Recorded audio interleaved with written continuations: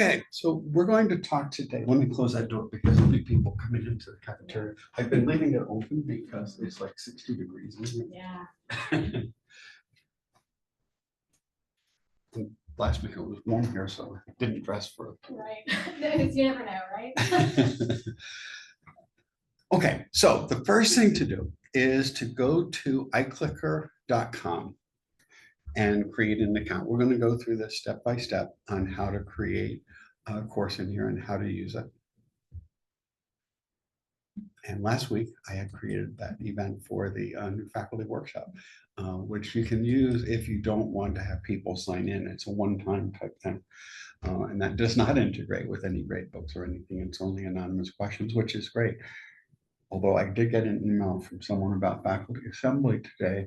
Apparently they were trying to use iClicker and their accounts expired, because the way it was done before is that if you had a faculty account and had used it as a faculty account, you could create a student account with the same login information. But now apparently everyone got messages that their accounts had expired because there's a cost to the student account. So I suspect it's because we now have this event feature, which was just added over the summer, basically.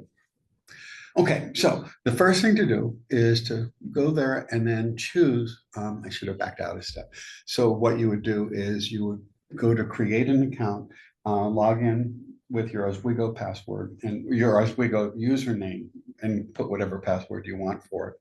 And it'll ask you a few questions. I've already done that, but it's the usual type of thing, you know, your email address and then password reminders, etc. Okay, are you there already? Yes. Oh, okay. So then let's go through how to set up a course. What you would do is once you're in here, you would create a new course. And there's two types of courses in general. One is to create a full course, which is in general what I'd recommend. You can do it for attendance, but then students will only be using it to check in to say that we're there. And there's a lot of really nice educational advantages in using the polling features. Now, if it's attendance only, it's free. Students don't have to have an account. The college doesn't have to pay for them, but a lot of the students are going to have it anyway. I'm going to have about 300 students in my class beginning tomorrow who will be using this, or 270, I think was the last count. So I'd recommend using the full course. Again, unless you only want it for attendance, but there's no real learning gains from that. Then type in Oswego and it will show SUNY College at Oswego. Select that. The next thing is you put in your course discipline, and mine is economics, so it's right there. And I think you can create other if you have a course that doesn't fit. Course name. So my course name here is, these are things that must have been in my buffer recently, is Echo 101. Hi, we're just getting started. Awesome. So Echo 101, and then or actually, I'm going to put in Echo 101 microeconomics. I think, yeah, should I do that? I can put in the section number. You can do whatever you'd like, but because pretty much everyone in economics use it, you could put in your last name or whatever you'd like there. So to get started, Yes. go to iClicker.com Okay. and create an account. And then it'll ask you if you want to create an instructor or student account, say an instructor account, and then just create a login and password.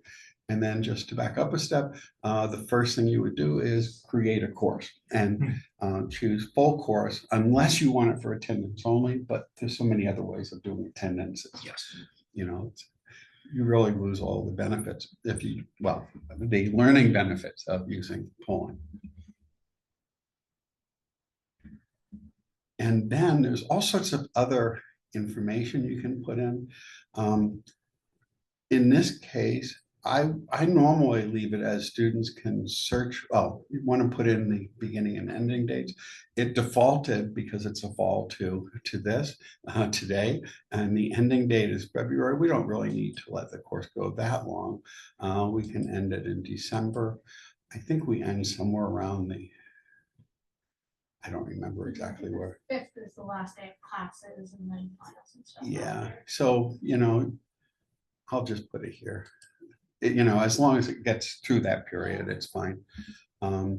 Otherwise, students would lose access to it.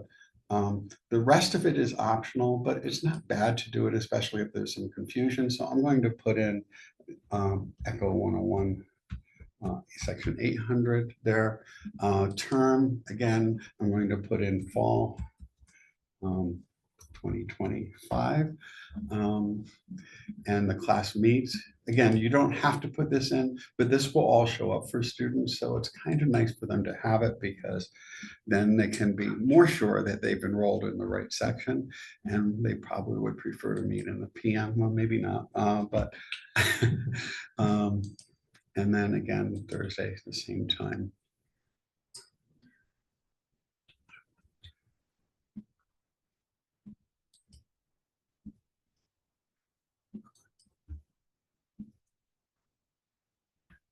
Okay. Okay, so again, that's optional. You don't have to do it, but the more information you have, the more likely it is that students will find it. And then I have an extra space there. So, no, I don't. Okay, never mind. So then once that's done, you can create the course. And now there is a course there that students can add, but we probably want to do more with settings. And to do that, we go to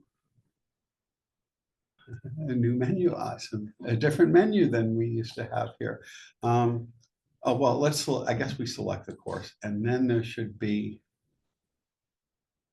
I should have tried this before. You just click on the title. That's what I would think. And yeah, okay. Now, so this is a new menu. It's different than how I set up my courses this spring. Here's some nice things. I'm showing you how to use it. We're going to skip that, but you can always do that. You can even create a dummy course if you want to go back and look at it. And then it would tell you actually, this is not a bad thing. So you may want to do that if you get to that point. Download the iClicker Cloud app if you don't already have it on your computer. And it is a different app for instructors than for students. Right. Any questions? Okay. And then you just download for what type of computer. Now, when you use this in classrooms, this will be on all the Podium computers, so you don't have to install it, but it's kind of nice for you to have your own copy just to experiment with it and try it.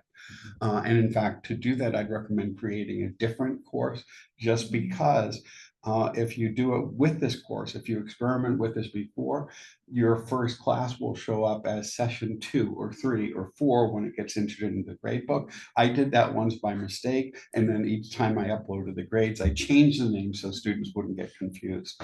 So it's probably better to experiment with a different one, set it up the same way you'd use your class, and then just try it. Okay, so let's say I'll be reminded later.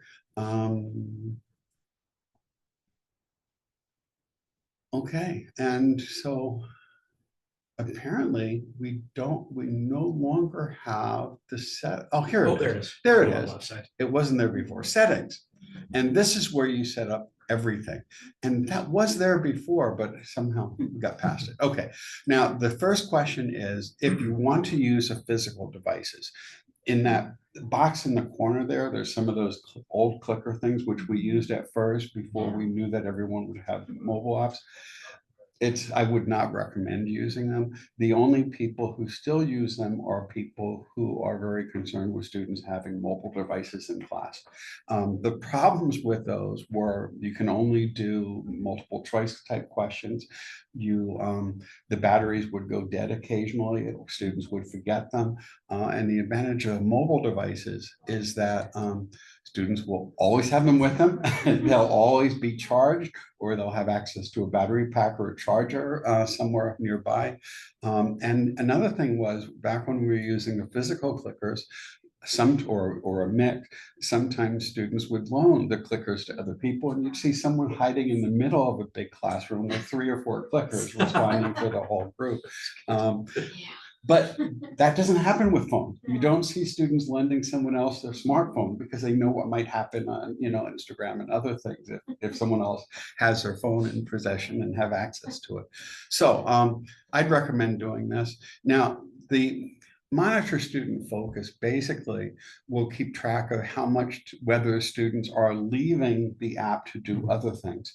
Now, that I generally don't turn that on, but you could, and it will give a record of that. The reason I don't is that sometimes when you ask questions, you might want them to look at something else or look something else, or use a calculator app on their device. Or if students are accessing the course remotely, they might need to see the screen or something else. And that would show that they were out of focus when in fact they were on task. You can usually get a pretty good feel for whether they're in focus enough through other mechanisms, as well as by their answers. So, you do get a report on that. It's up to you, but it doesn't get that report to students. So if you want to experiment with that, you can always turn it off later or turn it on for a bit and so on. I usually don't, but so I would suggest the mobile apps only though. Then here, you can keep track of attendance, and you can even auto run it if you set it up so that it runs during your class time, and then it will keep track of a separate attendance column. Now, I don't use the attendance column because I'm getting records of their grades and their responses. And, if they are there and responding, they're attending.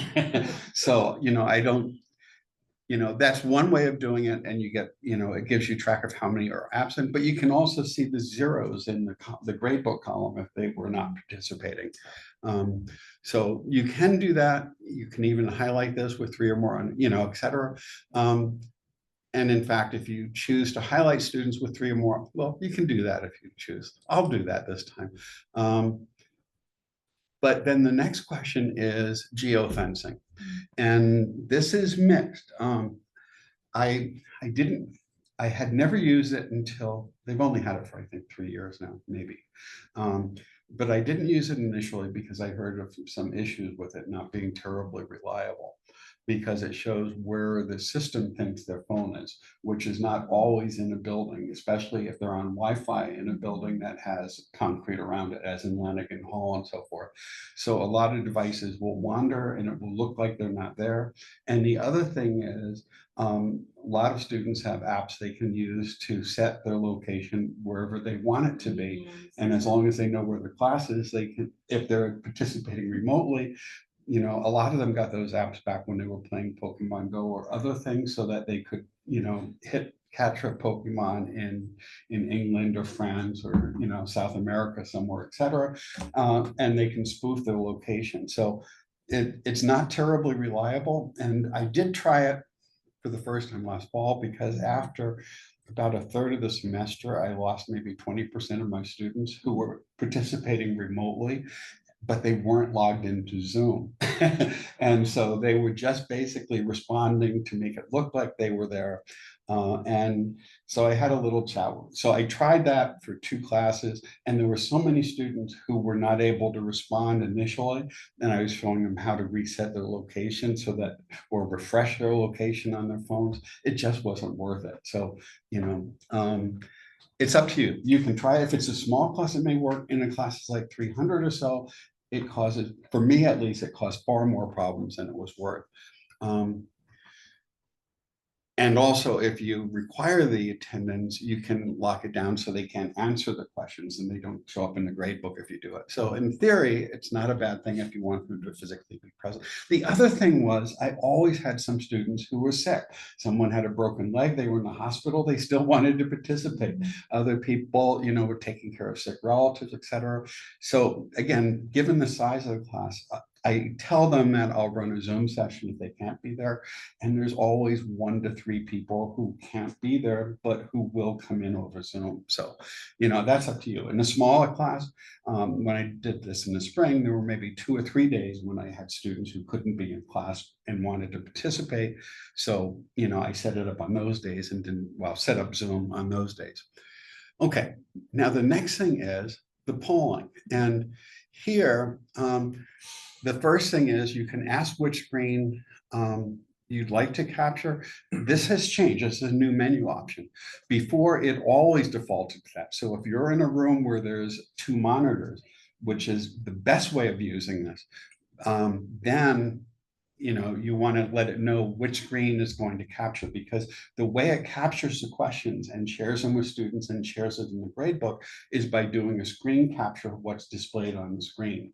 Now, this is a new feature.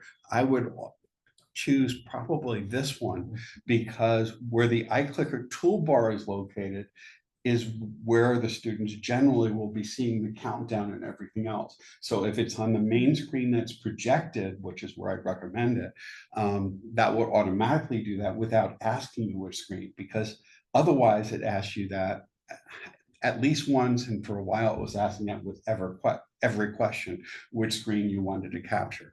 So you can always change it if you don't like it like that. But now here, image preview. This is something, so this will show you a thumbnail of what's being captured to make sure that it's what you wanted, so you don't. That's up to you. You probably don't. This is, again, a new feature that was not there when I last set this up. This way, it's just giving you some confirmation that it's the right image being captured. I tend to trust it, but it's up to you. It wouldn't hurt to have that. But the next question is a little bit, here people differ on this a bit. If you want your students to only be using it in the class, the screen is already being projected in front of them, so they don't need that. In which case, you don't need to send a picture of the screen to student devices.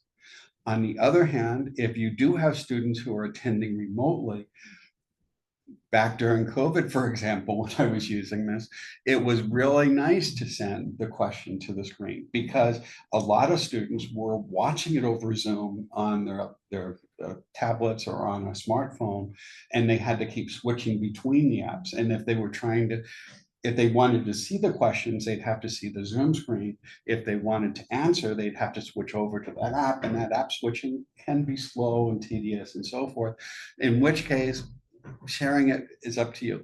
Because I'm going to be using this in the class where it'll be over Zoom, I generally will not send a picture of the screen to the device, because they can see it right on the main screen, and then it will just list the questions. It won't, well, I'm sorry, it will just list the answers. Well, let me rephrase that. It will just list the options. If it's multiple choice, it will list A through E. If it's a numeric response, there'll be a little box there for the number. If it's free response, there'll be a little text box. But if it's one of the image ones, I think it does send a picture of the screen, because they have to see the image to be able to respond. So that's up to you. It would always work on either any of those settings, but I'm generally not going to share it if it's in the room. If I have a lot of students, for whatever reason, who are out, I might change that back so they could see it on their device. Now, the next question depends on how you use it. The class results will, if you choose it to automatically send the results, it will send a little histogram or a list of all the responses.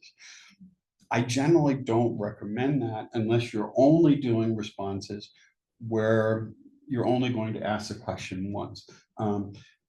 What Eric Mazur discovered kind of by accident when he first started doing this about 21 years ago now, was that you get the most learning when you ask questions. I could talk about this a little bit as a new faculty thing.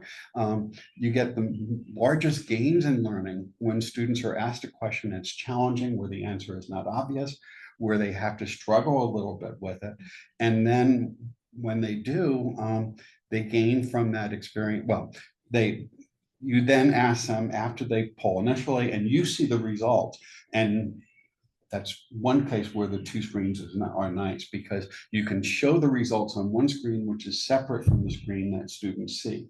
But what a lot of people do to use that approach is they will use a smartphone, the app on a smartphone, or they'll use it on a tablet, or they'll bring their own laptop and open the app in both locations. And when you do that, then you can always keep the results on one and so forth. Another nice thing, by the way, about using the mobile app is that you can wander around the room and you can start and stop the polling from it, because it's also a remote. You can also use it as a remote control and advanced slides if you have it, and so on. So the remote app is pretty decent in there as well. So, so I generally do not send the results, because if you do, when they see the results the first time, when you see the results the first time, they'll tend to follow whatever people pick initially. So I generally don't show the results initially, but then after they've discussed it, they've argued about it, and they vote again, then I'll share the results, and then we'll discuss it and have them discuss it. So now, in terms of scoring, if you do, some people use this only for polling, only for getting student responses. Some people do it where there are correct answers. I'm doing my classes mostly as a flipped classroom type approach, where they are asked, where they do some readings, they work through some problems outside of class, then I ask them somewhat more challenging applications. So I do keep track of the scores. But in some classes, people might only want to keep track of whether or not people participated in the class. And you can assign participation points.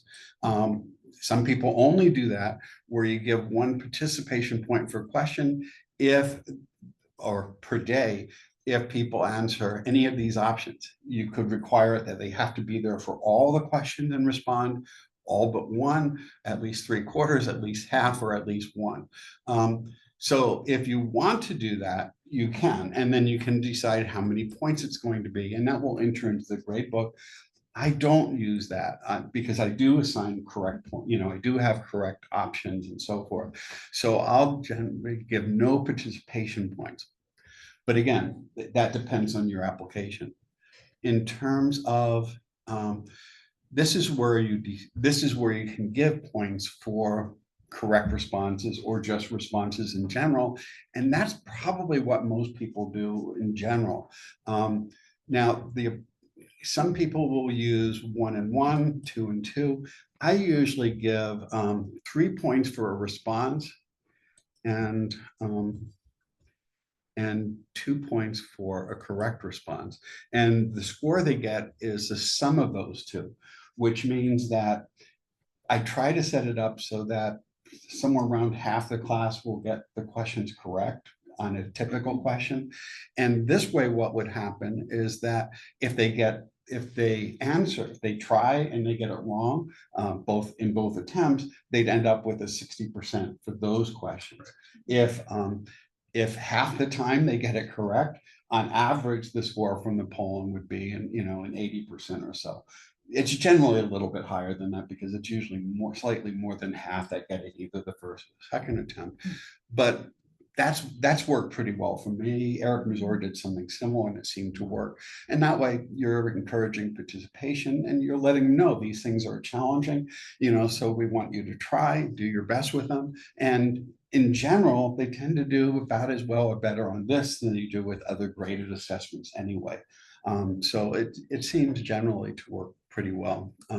But again, you can do it, whatever works for you. And if you just do it with this, you would have a different number of questions each day, depending on how many questions you happen to ask that day. And I never know, because I don't know how many people will get the questions correct.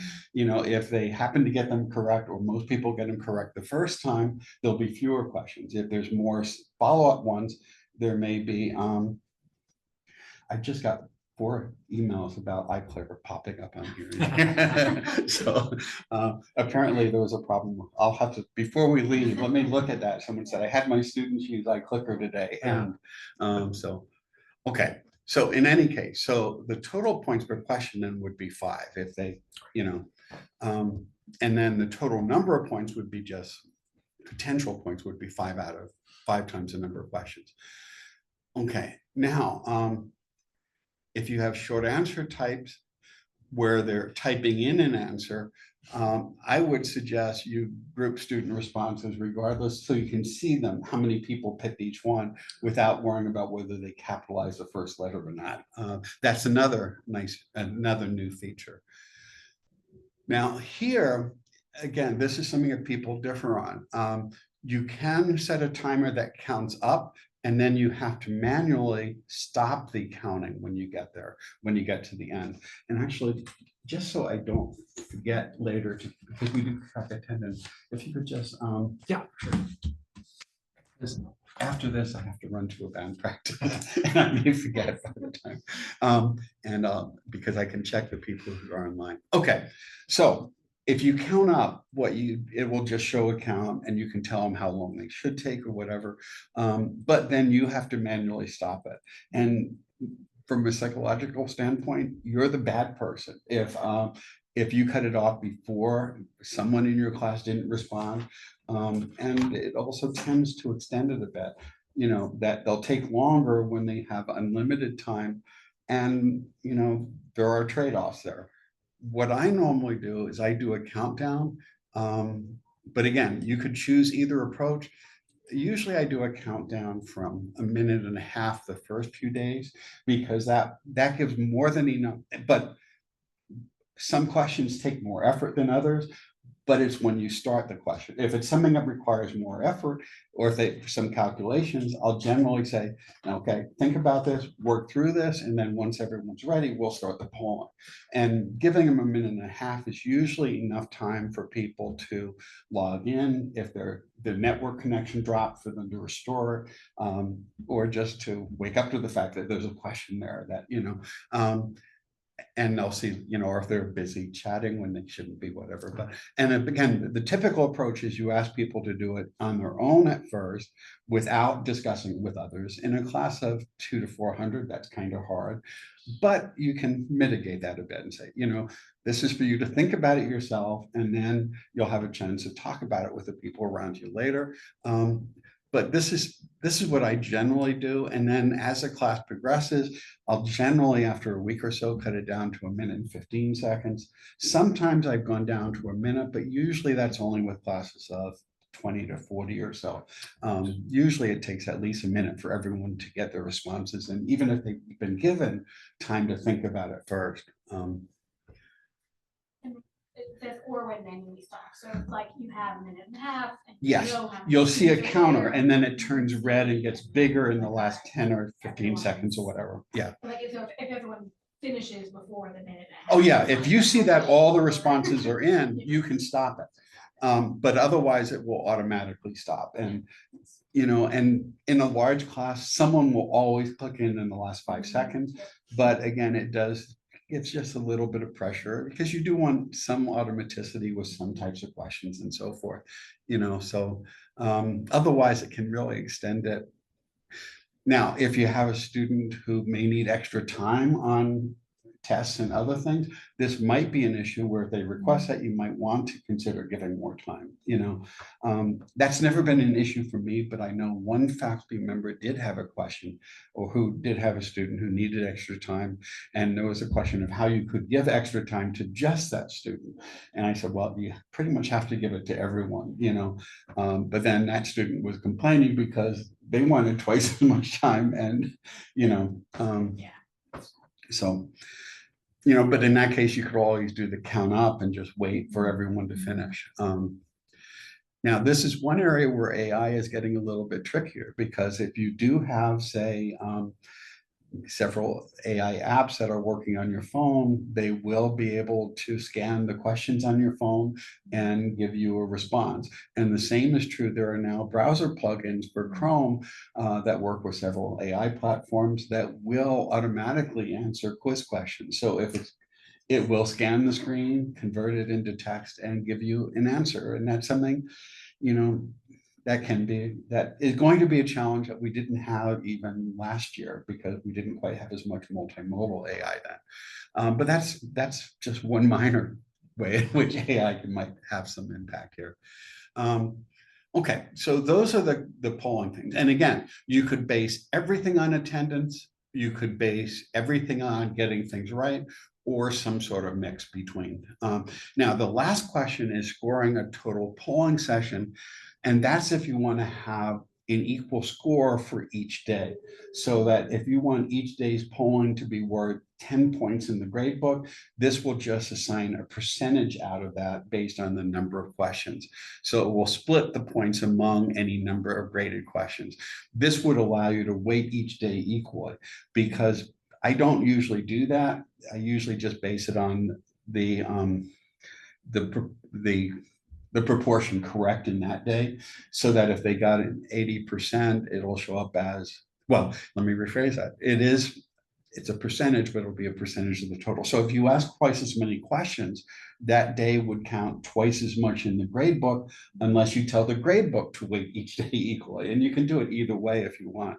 I just generally have the overall score as a percentage of the total number of ones they answered. And so that's up to you. Very few people use that other option, of having a fixed point for each day. Okay. Now, quizzing is an option. Most people don't use it. It's basically the same thing, but you can create asynchronous quizzes. So you can take questions, store them here, and then students can take it on their own. But if you're going to do that, you could do that right in Brightspace directly and have it automatically go into the gradebook. And it's probably easier just to use Brightspace for that type of thing. And then the next thing is integrations. Okay, and here we're going to connect to Brightspace. And this will all be recorded, so because this I don't think you can do on the phone. I think maybe. I might be able to. Maybe it's possible now. I get my laptop tomorrow from CTS, Oh, so okay. I should get them. Okay, so yeah, but if not, we'll have it recorded. So you just click connect to Brightspace, go to Brightspace, and then you'll have to log in and you'll have to authenticate probably. This will be my 10th time today, but I'm already in Brightspace here. Now, this will show you all of your courses, whether they're published or not. If you have not yet published your course, which I haven't because it's not quite ready because my class doesn't begin until tomorrow, you can go to unpublished. And then you can find the course, and this is going to be Echo 101, so I can take that in. And let me see how it does it again. Echo 101, oh, no space. Okay, so now this should restricted Echo 101, and this is my fall Echo 101 course. Okay, so you just select your course. Again, toggling it to publish or unpublished, depending on whether your course is published or not. That's a new feature. What used to happen is you had to publish your course before you could connect it, even if the course wasn't otherwise ready. So this is something I changed last year, which is a nice addition. And then, so I've got 255 students so far. I'm going to click that is in fact the right course, and I'm going to connect to it. And then the next thing you might want to do is sync your roster. And what that will do is it will grab all the students in Brightspace, bring them into the iClicker gradebook, and it will tell you which students already have iClicker accounts and which don't. Because this is mostly a principal's class, most of them will not have this unless they are taking it as a sophomore or junior, or they might have taken some course, they might have done it out of order or whatever. So or they might be in another course where they already created an account, because once they're connected to the account, they can use it in any number of classes. With the students, do they have to use their Oswego email Yes. address? That's all they need and it'll connect? That's all they need to connect, and it's free. If they don't use their Oswego email account, it won't connect and they'll have to pay for it. Gotcha. So remind them to make sure they log in with it. There's been a problem with that in the past. I'm hoping that won't happen now. And the problem is that the way we have our system set up in SUNY, it's a joint tenant. So Yes. everyone's gonna ask sharing about the same thing. And when students have transferred from one school to another, sometimes they won't show up immediately. So if they transferred from Jefferson Community College or from Genesee Community College, we won't actually see their grades right away until they change it in the system. And when they log into Brightspace, it warns them, or it will show them the grade, their email address, and give them information on how to file a help ticket to get that change. Sometimes it takes a while for students to do that. However, all the grades will still be tied to their account, but the account just won't sync until they correct that.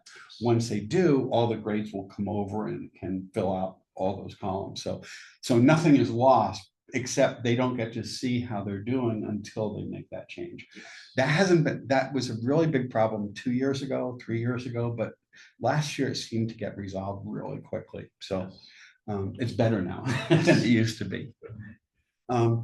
But even there, I had 260 students, so 60 of them already had accounts, either from other classes or that they took today, or perhaps they're sophomores or juniors and they just delayed taking their intro economics course. And then we can click close. And there it is. For the students who don't. Almost. Okay. For the students who don't have it yet, can I just have a QR code that they can scan? You won't have to, Okay. and we'll go through that next. One thing you can do, and well, so the next thing, one more thing, in terms of the gradebook, you do have to tell it how it's going to store it. There's basically two options.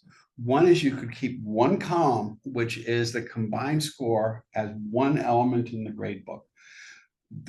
Some people use that. I don't. I'd rather have students have a score for each day.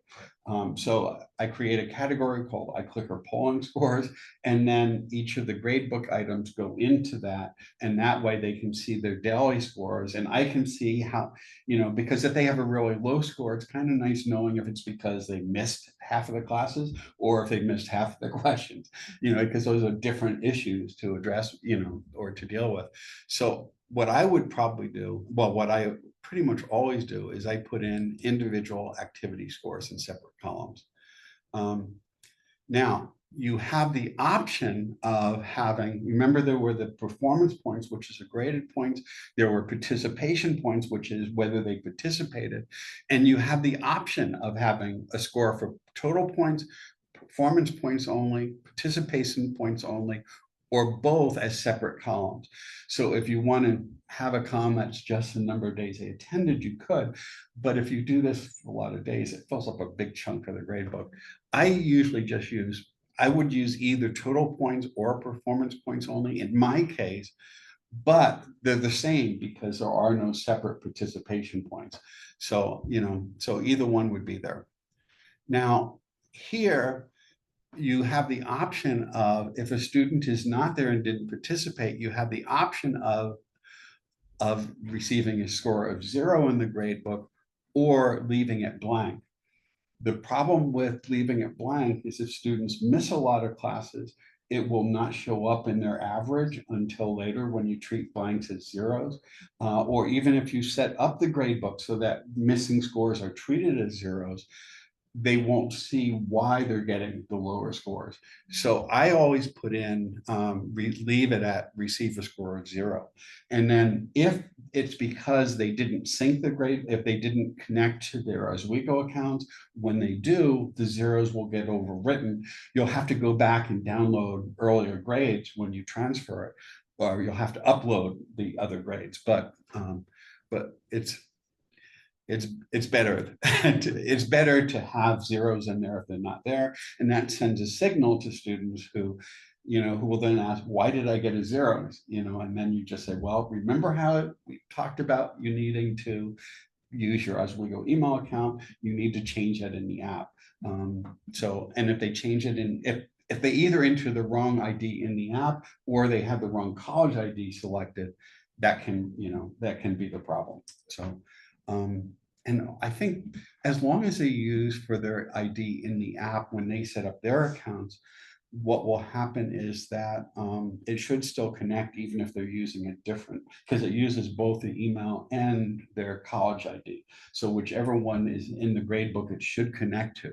And I think that's why we haven't been seeing as many problems. But they do need to use that 800 number, which is their ID number in the SUNY system, you know, that they get on their ID cards. Okay. And I think now this is pretty much all of that. Okay. Now, now I'm going to do something that I said I shouldn't do. Well, there's not too much I can do actually with this, because I can sync the, if you go to, well, actually I can. What I'm going to do is I'm going to open up iClicker, and I'm going to, we can do one thing now. We won't be able to actually get everything connected until you have to do, until after you do the first polling thing. And why am I not seeing it?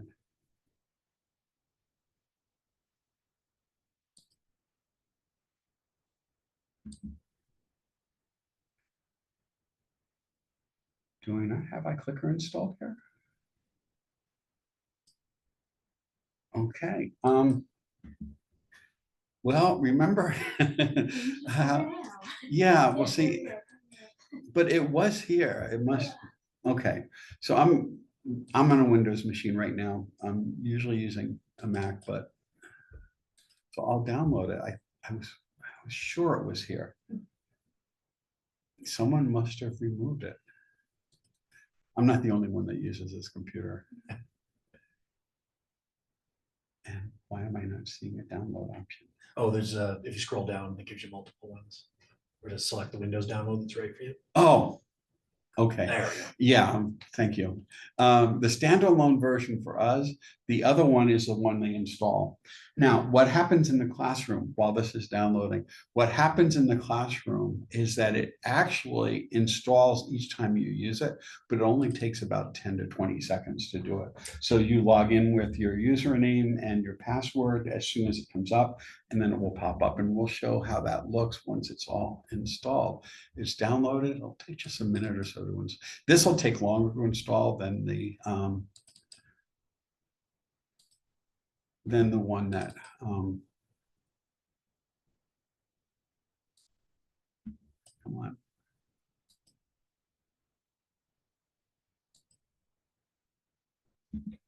Oh, here it is. Okay. So on a Mac, it just installs. I'm going to have to extract it here to my download folder. It's on a different screen, but I'm extracting it to the download folder. And as soon as I do that, it will open up and we'll see it. It's copying 873 items from the zip file.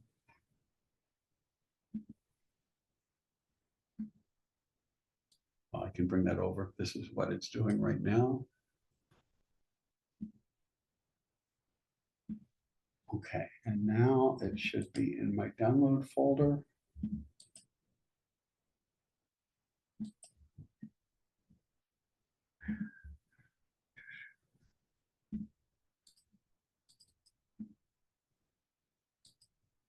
And it's going to now install it. Okay, it's, here we go. Now I'm going to run it for the first time. It's right here. It should be loading.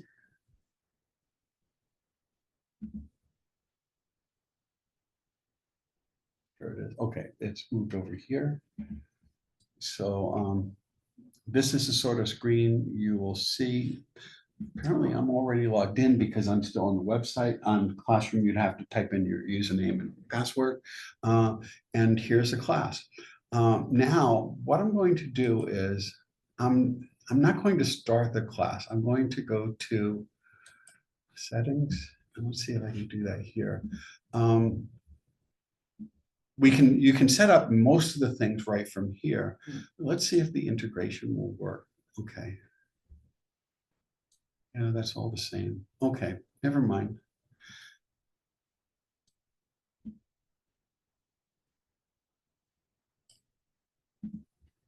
Well, okay, this is all correct. Well, I guess I do have to start the class. I don't, if I can avoid it, let me see if I don't. What I want to do is actually sync the grades, and because you have the option of sending messages to students on joining. Um, well, this is one thing you can always do in class. Um, and generally, this is what I do on the first day. Okay, yeah. I can't I can't get into the grade book yet because there are no grades there. It'll only create the grade book once there's grades. But what will happen is you have the option of sharing it with students like this, as we did actually in the workshop. This is a new feature where you can give students both the URL and you could send that to them in email, or you could post the QR code if they're doing it on a mobile device. After you do it the first day, one of the things that will happen is it will tell you that there are students who have not yet connected, and you have the option after you do your first gradebook send of sending out an email to the students reminding them that they need to connect to the gradebook. So, and you can do that each time you have students who have not yet connected. So when you sync the grades, you have the option of sending reminders to students to connect in case they messed up, in case they logged in, but they didn't put in their student ID, or they typed it wrong, or if they put in an incorrect email address, it doesn't align with Brightspace. And that way you can make sure they all get connected. Now, what I'm going to do though is, we talked a little bit about this during the new faculty orientation, but if we go back to the iClicker, I'm going to create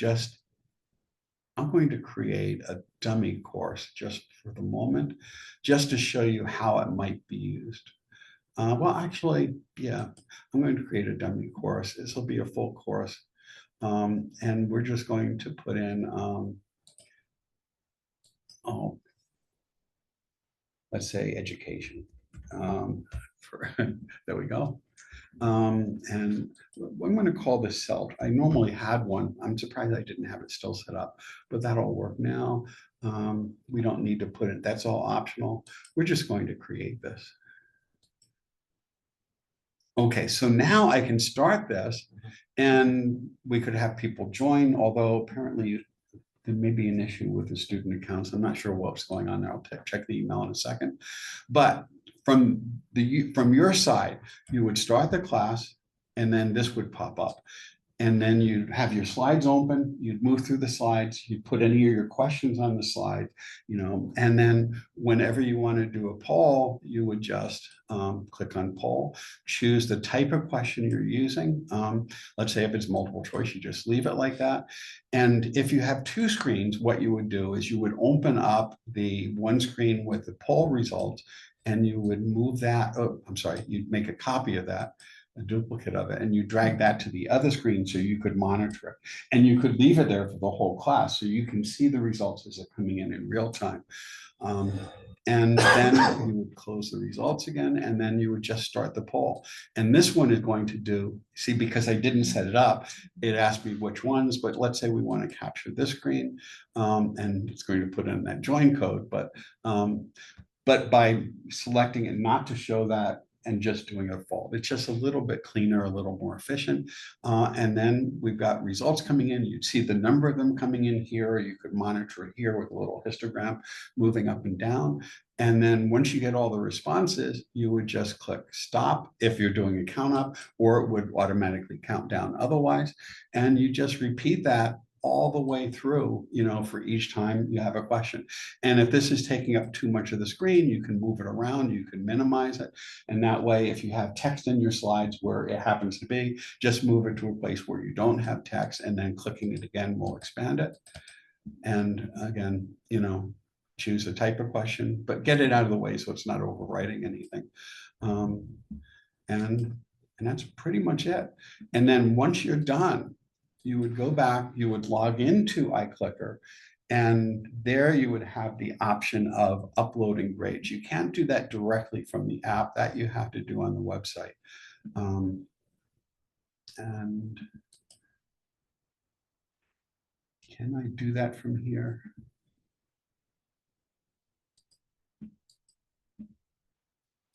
Well, let's. Can I jump in and ask something real quick, John? Sure. With multiple choice, Mhm. is it automatically 4 options to the students, or can we customize that at all? I think it will always display 5. Oh, 5, okay. 5. So, But we could just give them 4 options and just say right, don't you click could, right, the it fifth one. will, so, you know, if it's true, false, it could just be the first two, Gotcha. you know, and then if you see people picking C or D. That's their own fault. When the only options were A and B, you could say, Yeah. you may want to reconsider that choice, you know? Yeah. 'Cause And then how do we preset which answer is the correct answer? what happens is that when you, let's say, okay, well, let me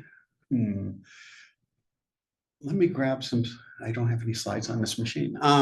Let's go back to the polling, which is here. Yeah. What you do is when you have the poll, let's say it's multiple choice. Yeah. When you see the results screen, it would show you each of these and you just click on whichever one is correct and it will Oh. turn green. And then all the points get And distributed. then all the points will get distributed to that. Perfect.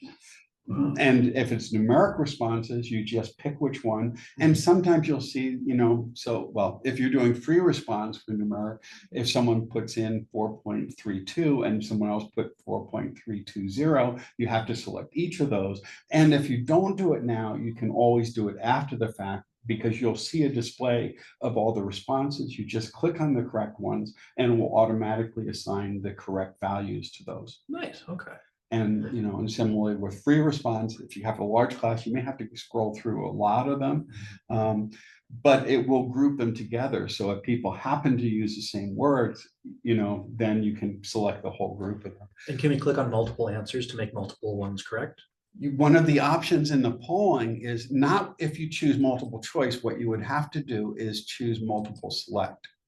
Or multiple answers. Gotcha, yeah. So yeah. that way you could have multiple answers and then assigns a fraction of the one.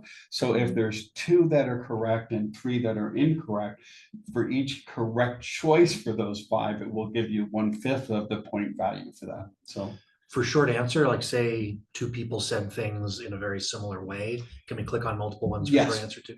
and you get the whole list of the responses and you scroll through it. And I've done that even with a class of up to 400 students, Oh, but it may take a half an hour or 40 minutes. So I don't do that too often, For you sure. know. But numeric responses, it worked really nicely, you Yes. know, but with that, you know, it's not a bad thing to do, you Yes. know. And you're giving students a little more choice in how they express their answers is kind of nice. But again, I can't do it too much just because of the size of my class. So, but yes, that works very nicely. Nice. And then when you log in, you have the option of seeing the grade book. It will show you how people did. And then what you basically do is you first sync with the roster now that you have people in the roster after they've all joined. And then you sync the grades and it will ask you which grades you want to sync and it will show you whichever ones have not yet been synced. It highlights them some way. You select those and transfer them over. Now, if you still have students adding in later or who didn't configure it correctly at first, you can sync up to 5 days of polling at a time. And you generally for the first 3 to 5 days, you'll probably want to do that just because some people will not have put in their ID number or something else. And then once they sync, it will all be corrected. Gotcha. And then if you have someone who waits until the end, you'll have to do it 5 days at a time to get them all updated. And I've had to do that, but not in the last couple of years. So. And just to make sure I understand from the student's perspective, if we've synced the roster, then am I correct? They wouldn't need the join link because they would see it automatically when they log in to iClicker? Yes, well, what generally will happen is the same way you had to choose how to create the account with asking what school you're in. Yep. What you generally do, and that's a good point, I should have talked about that. So when you ask students to join, they'll be asked a series of questions. The first is what their institution is. Tell them to type Oswego. and select as we go. And then it will list their instructors in the disciplines. And then they can choose a course from there and then they join. And once they're joined, that will be saved there for every class they're in. And when they start the class, they would just see which class they're in. Nice, okay. And then they can log into the website to see their grades, or they can see it, I believe, in the app too, or they can see it right. They end up with grades in two places, on iClicker as well as in the Brightspace gradebook. Right. So Awesome. I was distracted at one point when you were just talking, for syncing the grades. Do you do that within the app? you do or that within the Brightspace? iClicker app, within the iClicker website. Oh, within the website. And Got that's, it. yeah. And unfortunately, I let my old classes expire. I'll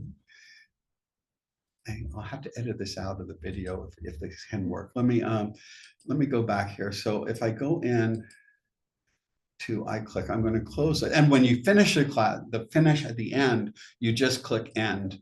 And then you have the option of doing an exit poll, which is something, it's basically a, one of those classroom, one of the classroom assessment things. What did you learn today or whatever? I think you might be able to configure this, but it basically asks your students if they have any concerns or whatever, which isn't a bad thing to do. Although if you do it every day, they get tired of it. Yeah. But you will get some responses if you do it periodically. Okay. If you do it every day, the number of responses go. I did try that, and it disappears pretty quickly. So I'm just going to end the class and so forth. And now, if you go to, if I go back into iCloud, if I go back to the grade book, it will say there's no grades. But what I have to do is, how can I get back? It should, somewhere, you can get back to past classes. And I don't remember where. In any case, though, that's where you'd see it. So I was hoping my spring and fall classes would be there, but they're not. So I know there's a way of recovering archive classes, but I just clicked on, if you scroll up a little bit. Was it? Okay. Scroll up and then hit the caret next to Eco 101. Archived classes. Okay. So archive classes, you can see, okay. Well, here's a workshop one, which was one I used for a workshop. Let's see if, there we go. This is what it would look like. And this is safe because these are all faculty and nothing was done seriously there. So it's not FERPA issues. So it will show you the responses for everything. And if you click on the questions, it will show you, this is what it will look like. So you can see what the screen captures were like, and you can see what the correct answers were if there were some. So if you click on the responses, it should give you a list of all of them. Yeah, here. So these were the responses, and let's say this one was correct. So you click on that, and that way, this was only either yes or no, because I didn't set it up in other ways. And you'd see that for any of the questions if you want to look at, well, here's another short answer one, question 2, and it shows you what people said, and they're all kind of correct. But was this a multiple select? I guess it was. Okay. If it's multiple choice, you can only pick one. There we go. Okay. You can mark the correct. You can, yeah. So you can always go back and do it. And if you have a long list, you probably want to do it after class rather than spending 20 minutes in class selecting them all. And then once you're done, what you would do is, once you've gone through all this, you would go back to the gradebook option, and you would then, now this one is not connected to a gradebook, but what would happen is if this was connected to Brightspace, you would click on sync, and then it would sync and it would ask you which days you want to sync, and that would sync it all. So and I could do this with another class, but then it would have, well, I can show it to you with, can I show it without the grades? I think maybe I can. Let's go back up again to here. View all courses. Let's go to here, for example. Will that, okay, this, so what would happen here, because it's been archived, I can't sync it. But again, these are the same things. This was just from my fall class last time, and it was a bit smaller then.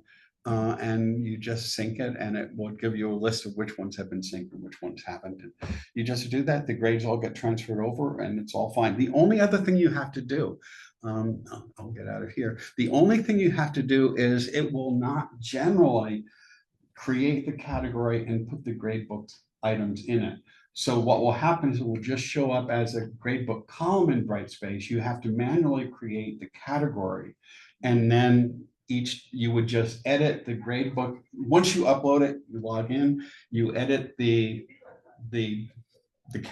item, the gradebook item, and you would assign it to that category. So it would then be reflected as part of the overall grade, because it doesn't know what name you gave the category. It used to do that in Blackboard, but it doesn't do that in Brightspace. So, Quick question for you. Mhm. Say in the middle of a set of polling, you want to ask a question that doesn't have a correct answer. Say you're generally just looking for the opinion of the class. With your point structure, could I do that, not select a correct answer? Everyone gets perfect on the participation, but now will they get automatic zeros on the correct answer, or will it that's just the skip problem. that? Yes, there's two ways around that. Mhm. One way around it is to make the choice anonymous, which is an option on any question. Okay. So if you make the question anonymous, it doesn't show up in the gradebook. You'll be able to download the responses in the spreadsheet, Yes. but it won't be counted as part of the grade. Nice. The Okay. other thing is, if you forgot to make it anonymous, then they'd all be marked wrong. But what you always can do is download the results and then delete the question, so it would not be included. Gotcha. Could you also make it multiple answer and then mark? them all? Not after the fact, that once the question type has been chosen, if you made it multiple select, then you could do all of them correct. Right, and then everyone gets credit. So that's another way of doing it. Okay. So there's multiple ways, but if you forget and you meant to do it anonymous or to give them all credit or make it multiple select and you forgot, the simplest thing is just to delete it, and then it doesn't show up.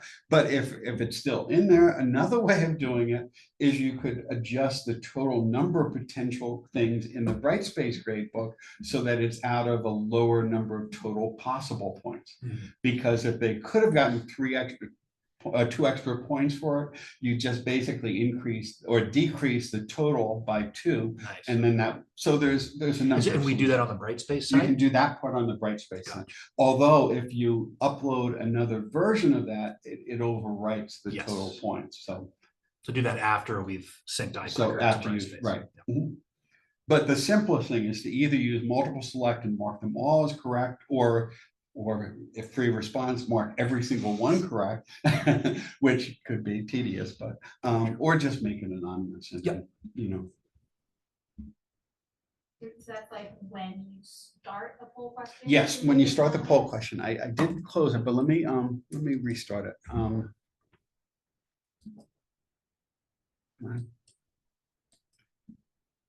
Because I know I'm in here. I didn't mean to do that. I'm in the Zoom menu.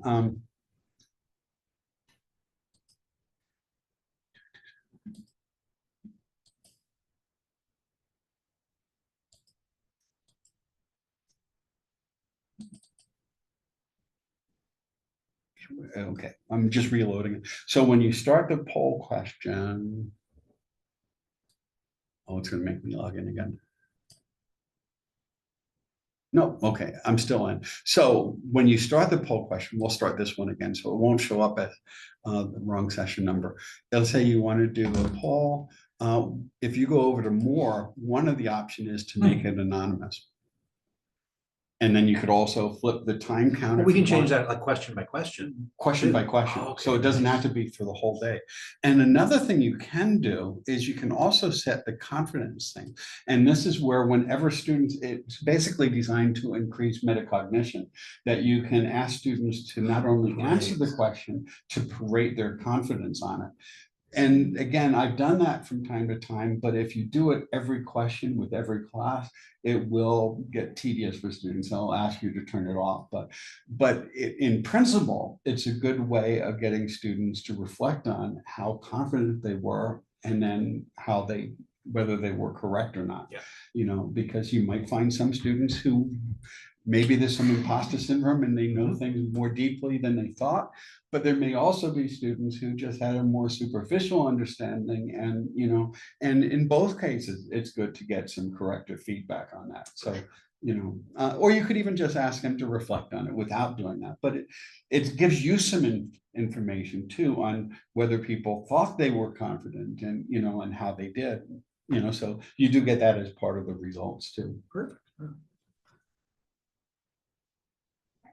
Yeah, it's exciting. Yeah. And I think we talked about it in the new faculty thing, but one of the question types is that, is the target one. And that's when you have an image up and it would show up on either the laptop or on their mobile device as the image. And they basically click what part of the image they think is correct.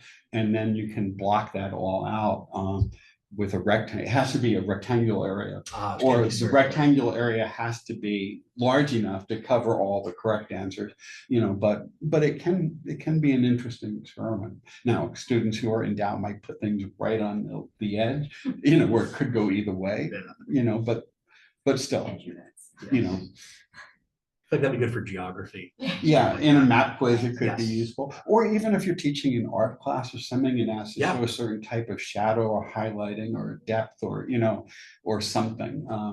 I use it sometimes in graphs where there's a lot of areas that, where they have to recognize, in economics, we use a lot of graphs, but, ask to show consumer surplus or producer surplus or the loss due to tariffs or to taxes or other things and who pays it, and sometimes that just varies it a little bit. You could always put letters up there in those areas, but that gives them a little bit more control for that. Nice. And you also get to see more explicitly where they think the answers were, which may be more interesting sometimes than just seeing which letters they chose. Sure. Any other questions? I think you've covered all of mine. I'm ready for tomorrow. Yeah, I'm excited to get going with It's this. a lot of fun. And the nice thing about this, any questions from online?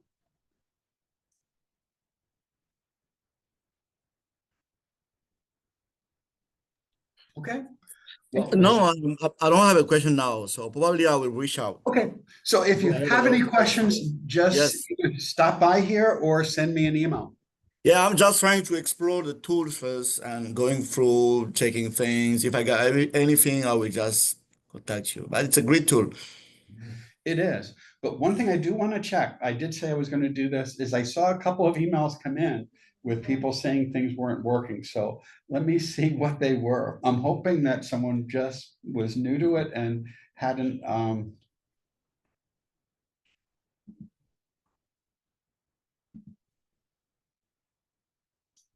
not seeing it yet. Downloading 79 messages. That's what happens when I take an error off. Because they pop up from the Gmail app, and this is, here we go.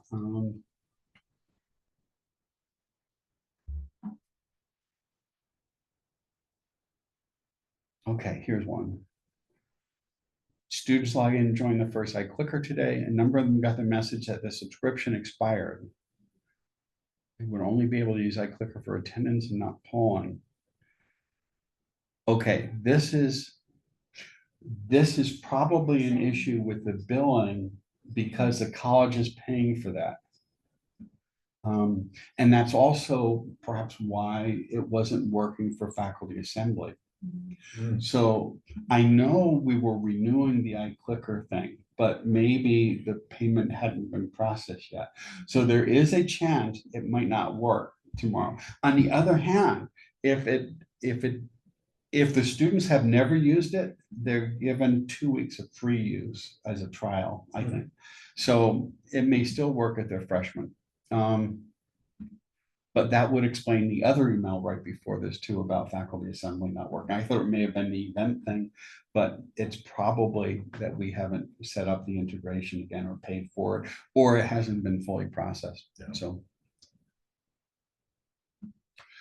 So we'll work on that. So there's a chance if you try this, it might not work, but you can always delete that day's polling and just, you could say it's a practice thing and that you'll make sure that everything works next time. Don't have students pay for it. For sure. Because once they pay for it, they may not get their money back because this is something that college is paying for. Right. Okay. Very good. Well, we'll stop the recording. Oops, there's stop recording.